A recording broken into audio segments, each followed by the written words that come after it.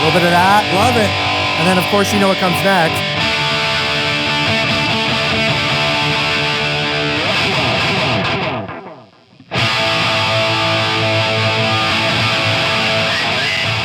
Hey, what's up, you guys? Marty Schwartz here, and I am having the thrill and honor of hanging out with someone I really admire and look up to in the music community and the YouTube community. He couldn't make it, but we got this guy. No, we got Rick Beato. Here, I'll shake your hand. Why not? Thank you. Yeah, good to see you, man. And it's been fun hanging out at your place here. You know, we're doing some collabs and stuff. And you know, every Thursday I do a gear video, and it's really nice when I'm at someone else's, you know, land of dreams, man cave, whatever you want to call it. So Both. we're here at your place, which is just awesome. I don't think anyone can see. There's just like gear, awesome gear everywhere. I have a lot of stuff. It's pretty sweet. So we thought, you know, just since you have so much gear, we thought we'd make it hard on you and have you just pick out.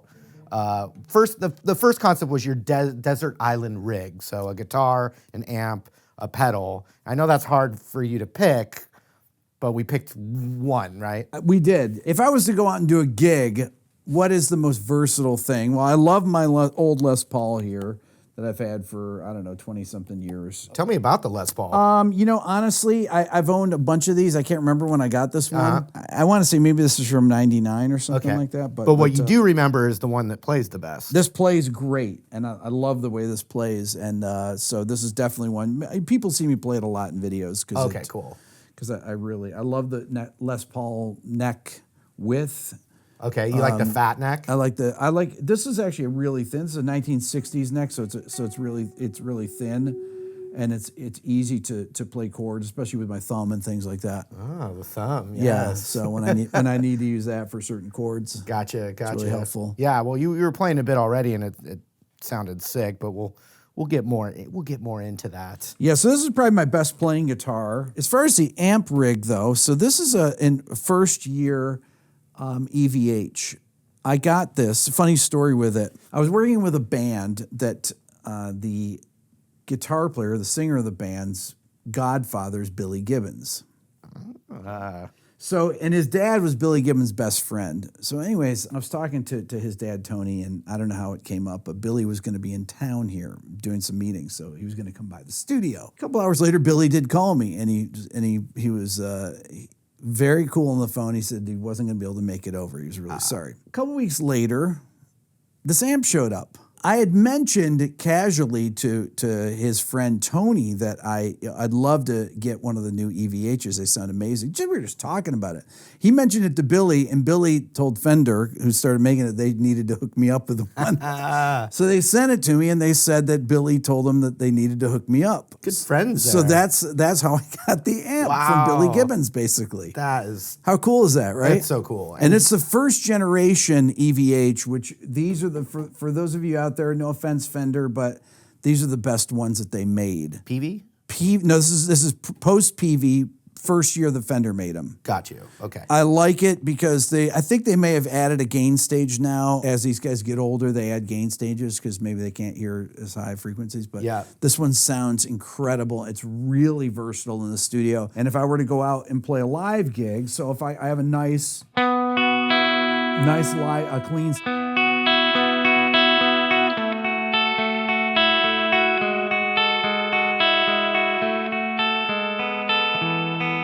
It's a beautiful, clean sound. And if I need to go to a crunch, like a...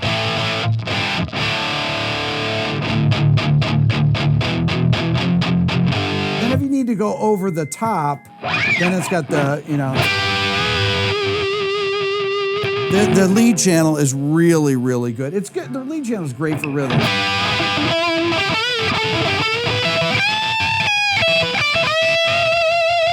I think it's without a doubt, the most versatile amp. Another thing that makes it great is it has a presence knob for each channel, which is really great. So we would use this a lot in the studio for tracking, doing rhythm guitars, doing rock things, and you could just leave it up there and do a lot of different stuff. It's probably one of the most versatile amps here. Now, I'm not a super expert on any of this stuff. That's why I like having someone else for Gear Thursday. But are these EL84s in there? These are EL34s in this. Or wait, no, these are 6L6s in here. Okay. But it's basically like a modded Marshall, JCM 800 or something, or modded Plexi like Eddie used to have. So it's got tons of gain. It's really creamy. It records really well. All the tone controls are really versatile. So if I'm on that second channel and I need to just, it's darken a little bit. It's very responsive. If I want to go for a mid scoop sound, it's easier than the presence knob is really, really versatile on it. I really, really dig this amp. It's killer. So it was actually easy to pick. Well, I'm glad, because when we first brought it up, we weren't sure, because you have a lot to choose from here. Now, there are other amps that I actually prefer the sound of that have more character. Yeah. If I was going to say character, probably that orange overdrive up there. On the top there. Yeah. Interesting story with that, if I can tell it. Yeah, please. I was recording in LA in '99 at this place NRG. I don't know if you know NRG Studios. I've heard of it, yeah. And Stone Temple Pilots was in recording at the time. And so I heard the most amazing guitar sound. And I said, God, I wish I had a guitar that sounded that good, guitar and amp combination. So they were taking a break. And I went in and I peeked my head in and I saw an orange overdrive like that with an orange cab. I said, wow, that thing sounds amazing. So fast forward, I've owned a bunch of orange overdrives looking for the right one. So fast forward to last year, I'm looking on Reverb and I see orange overdrive and it had a case with it and it said Brendan O'Brien. And Brendan O'Brien was producing the record. It was his amp that they were playing through. So you were literally found the amp. That was the amp. Had to have been that amp. Wow. Because it was an OR 80 watt amp. And so I bought that and it just had that sound immediately. It was meant to be from the... Yeah. It was calling you, actually. So I knew what it was going to sound like. And when I pulled it out of the case, and the case says Brendan O'Brien on it, he was just selling all of his gear, I guess. Yeah. And so I love that amp. It sounds incredible. You were also saying earlier, not on video though, that you have a major love of the whole grunge. I love grunge. Everybody that follows my channel knows I love grunge, whether they like it or not. I think I like Kurt Cobain. I like everything grunge. Soundgarden, Alice in Chains. And so down here you got a foot switch. Foot switch. So each channel has its own foot switch. It's got an effects loop knob and everything. Are you an effects loop guy? I'm not an effects loop guy. Really have been. Really, because I don't play out. So it doesn't, I mean, I will use an effects loop for delays and things like that here in the studio, but there's so many things that you can do in the studio, you don't have to really worry about that as much. And then you got a Memory Man. I have an old Memory Man with a plug on it that's probably, 30-something years old. Wow. And how do you have that set? I have it set. Just like a little slapback? Yeah, or? My old band used to have this song that... Would this be Billionaire? Billionaire, yes. And it was actually a drop C sharp tuning. As one would do. Drop C sharp. Not really. Hold on.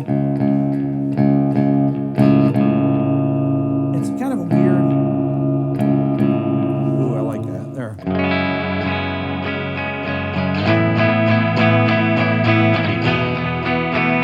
But it had that picking part that I played.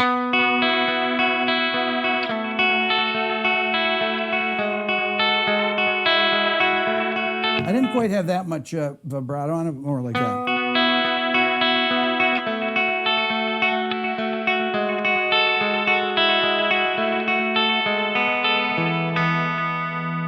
And so I just love that Memory Man sound. There's nothing like it, especially the old ones. The new ones don't sound as good. Okay. No offense to whoever's making them now, but they just don't sound as good as the ones where the plug connects right into it. Marty, you need to play the ultimate rig. Like I know, your Desert Island rig.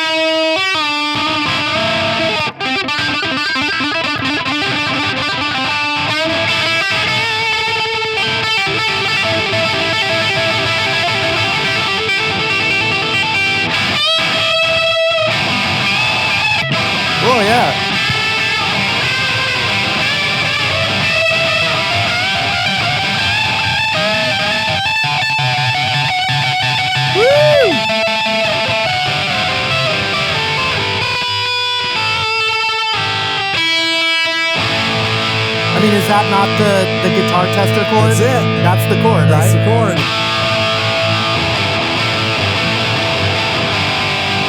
A little bit of that. Love it. And then, of course, you know what comes next.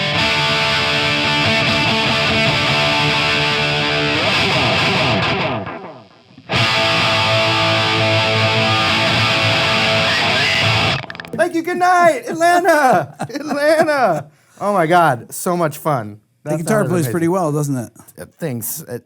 Just everything sounds awesome. And pretty tasty one. That's good. It's a pretty tasty 2006. That was the best year for these, I think. That The was- first run of these were amazing. Man, that sounds so great. So anyway, I definitely want to make sure that you guys go to Rick's channel. We're going to leave a link right below, just in case you don't already. I think a lot of them are probably already digging it, and know what's up. But anyway, we got some other collaborations that you guys can check out either right now or in the near future. And I just want to thank again Rick Beato for everything he's doing, and go to his channel. Thanks again for watching, you guys, and thank you again, man. Thanks, Marty. Appreciate it.